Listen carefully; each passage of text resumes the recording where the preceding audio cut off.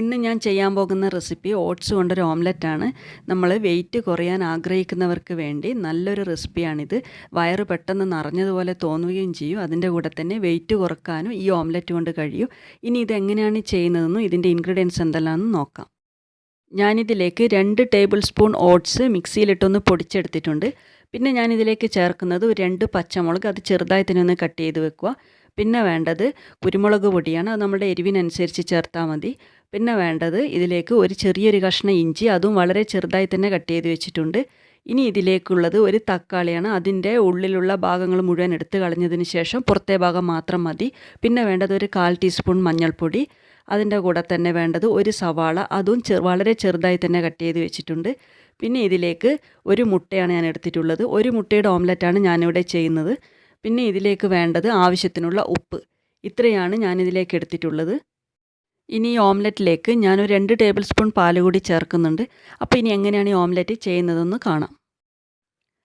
ആദ്യം തന്നെ ചെയ്യേണ്ടത്, നമ്മൾ നേരത്തെ പൊടിച്ച് വെച്ചിട്ടുള്ള ഓട്സിലേക്ക് 2 ടേബിൾ സ്പൂൺ പാൽ അതൊന്ന് ചേർത്ത് കൊടുത്തതിന് ശേഷം ഇതിലേക്ക് കുറച്ച് ഉപ്പ് ഇട്ട് അതൊരു കുറച്ച് സമയത്തേക്കൊന്ന് മാറ്റി വെക്കണം.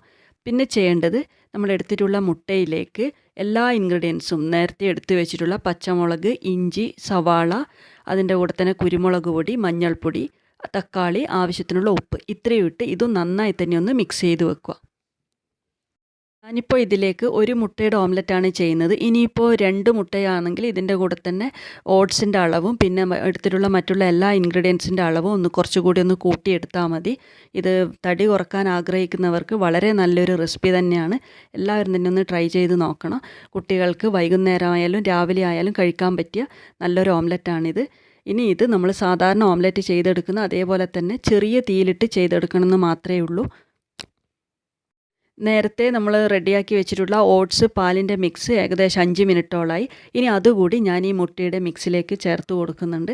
ഇനി ഇത് രണ്ടും കൂടി നന്നായി തന്നെ ഒന്ന് മിക്സ് ചെയ്തതിന് ശേഷം ഉപ്പ് പാകമാണോ നോക്കി അതിന് ശേഷം വേണം നമുക്കിത് ചെറിയ തീയിലിട്ട് ഈ ഓംലെറ്റ് ഉണ്ടാക്കിയെടുക്കാൻ. ഇത് ചെറിയ തീയിലിട്ട് മാത്രമേ ചെയ്തെടുക്കാൻ പാടുള്ളൂ. കാരണം ഓട്സ് ഉള്ളതുകൊണ്ട് കുറച്ച് സമയം വെന്തതിന് ശേഷം മാത്രമേ ഇത് തിരിച്ചിട്ട് റെഡിയാക്കിയെടുക്കാൻ പാടുള്ളൂ.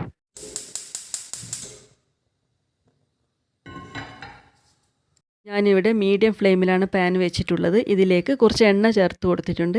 പിന്നെ ഇതിലേക്ക് വേണം നമ്മളുടെ മിക്സ് ഒഴിച്ച് ഇതൊന്ന് വേവിച്ചെടുക്കാൻ. ആദ്യം തന്നെ സ്പൂൺ വെച്ച് ഇത് ചെറുതായി ഒന്ന് പരത്തി കൊടുക്കുക.